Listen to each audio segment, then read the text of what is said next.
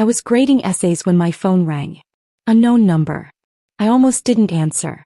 Is this Rebecca Chin? The voice was professional, clipped. This is Diana Reeves from Coastal Federal Mortgage. I'm calling regarding a refinance application on 847 Maple Grove Road. My pen stopped mid-correction. I'm sorry, what? You're listed as co-applicant on a cash-out refinance. $340,000. We need to schedule your income verification appointment. The room tilted slightly. I didn't apply for anything. There was a pause. The kind of pause that changes everything. Ma'am, I'm looking at your signature right here on the application. Dated March 15th. March 15th. I was in Seattle at a teaching conference. Nowhere near a loan officer. I need you to email me that application, I said. My voice sounded far away, like it belonged to someone else. Right now. The attachment loaded on my phone. There was my signature. Sort of. Victor, he was wrong, too looped, too confident. My real signature slants left from years of grading papers hunched over a desk. This one stood upright, almost proud. And there, in the co-applicant section, was my sister Jennifer's handwriting. I'd seen it on birthday cards and Christmas lists for 38 years. The way she makes her E's, that little flourish on the J. Ms. Reeves, I said carefully. I need you to stop this application immediately. That's not my signature. And I need the name of your fraud department. I heard computer keys clicking. Then silence. Then, ma'am, I'm transferring you to our compliance officer. The compliance officer's name was Robert Kemp. He had the measured tone of someone who'd seen this before. Miss Chin, I'm going to ask you some questions. Do you have any ownership interest in 847 Maple Grove Road? Yes. I own it. Completely. Solely. More keyboard sounds. And your sister Jennifer Chin, she also submitted a quitclaim deed showing she inherited 50% from your parents in 2019? My mother's perfume. That's what I smelled in that moment, though she'd been dead 5 years. White shoulders, cloying and insistent. Mom died in 2019. Dad followed 6 months later. The house went to me. Just me. It said so in the will I'd watched them sign at the kitchen table, the same table where Jennifer used to help me with algebra homework. Mr. Kemp, my parents left the house to me exclusively. I have the will, the probate documents, the recorded deed. All in my name only. I'm going to need you to send those to me. Today. I sent them from my school laptop during lunch period. The will. The probate court order. The deed recorded with the county on November 3, 2019. My name alone in official font. 2 hours later, Kemp called back. Miss Chin, we're opening a fraud investigation. The quitclaim deed your sister submitted appears to be falsified. The notary seal is suspicious. We're also finding discrepancies in the income documentation. What income documentation? Your sister listed herself as a real estate consultant earning $180,000 annually. She provided tax returns showing that income. Jennifer worked retail at Nordstrom. Maybe $45,000 a year if she got good commission. She fabricated tax returns? We're referring this to the IRS as well as local law enforcement. Miss Chin, I need to ask, did you give your sister permission to apply for this loan? No. Did you give her permission to forge your signature? No. Did you have any knowledge of this application before today? None. I sat in my car in the school parking lot after the call ended. Students streamed past, backpacks bouncing, laughing about something I couldn't hear. My hands were shaking.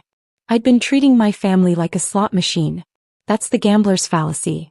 The belief that if you just keep feeding coins, keep pulling the lever, eventually you'll hit the jackpot. Eventually the love will come. The respect. The acknowledgement that you exist as something other than the practical one, the reliable one, the one who becomes invisible while everyone else shines. Jennifer was the beautiful one. The charming one. The one my parents showed off at parties. When I got my master's degree, Mom said, "That's nice, honey," and then spent 40 minutes telling her book club about Jennifer's new haircut. I'd kept feeding the machine. Hosting holidays. Paying for Dad's medication when Jennifer couldn't quite cover it this month. Spending my spring breaks cleaning out the house after they died while Jennifer was too emotionally devastated to help. And now she tried to steal the house itself. I hired an attorney that evening. Margaret Sato had sharp eyes and sharper questions. Walk me through exactly what happened. I showed her everything. The fraudulent application. The forged signature. The fake quitclaim deed. Margaret studied the documents with increasing interest. Your sister made several critical mistakes. First, she used a notary seal that was reported stolen 2 years ago from a UPS store in Riverside. Second, she backdated the quitclaim to 2019 but used a deed template that didn't exist until 2021. The form number is wrong. Third, she listed you as co-applicants, which required the lender to verify both incomes. If she just forged a deed transferring full ownership to herself, this might have gone further before detection. So what happens now? Now we document everything. We file a police report. We notify the mortgage company formally that you're pursuing criminal charges. We protect your property with a lease pendens. And we wait for the dominoes to fall. The first domino fell 3 days later. Jennifer called me screaming. What did you do? The mortgage company canceled everything. I have contracts, Rebecca. I have commitments. I was in my classroom reorganizing my bookshelf. I put down the copy of To Kill a Mockingbird I was holding. You forged my signature. It's the family home. Mom and Dad wanted us to share it. Mom and Dad put it in the will. Just my name. You saw the will at the reading. That was a mistake. They were old. They didn't understand what they were signing. I felt something crack inside me. Not break, clarify. Like ice crystallizing into a perfect, sharp structure. Jennifer, you committed fraud. You forged documents. You fabricated tax returns. You used a stolen notary seal. The mortgage company has referred this to law enforcement and the IRS. Silence. Then, you wouldn't. I already did. She hung up. My mother called 2 hours later. Except my mother was dead. It was my Aunt Carol, my mother's sister, who'd absorbed all Mom's manipulation tactics like a genetic inheritance. Rebecca, your sister made a mistake. Family forgives family. She forged my signature and tried to steal a $340,000 asset. She was going to use that money to start her consulting business. She was going to pay you back. I almost laughed. With what income? She makes $45,000 a year at Nordstrom. She fabricated $180,000 in tax returns. Aunt Carol's voice went cold. You're destroying her life over paperwork. I'm protecting myself from someone who committed multiple felonies. The detective assigned to the case was named Marcus Webb. He had gray hair and tired eyes and looked like he'd seen every variation of family betrayal human creativity could produce. Miss Chin, I've reviewed the documents. This is textbook mortgage fraud, identity theft, and forgery. The notary seal alone is a separate felony. I need to ask, has your sister made any threats?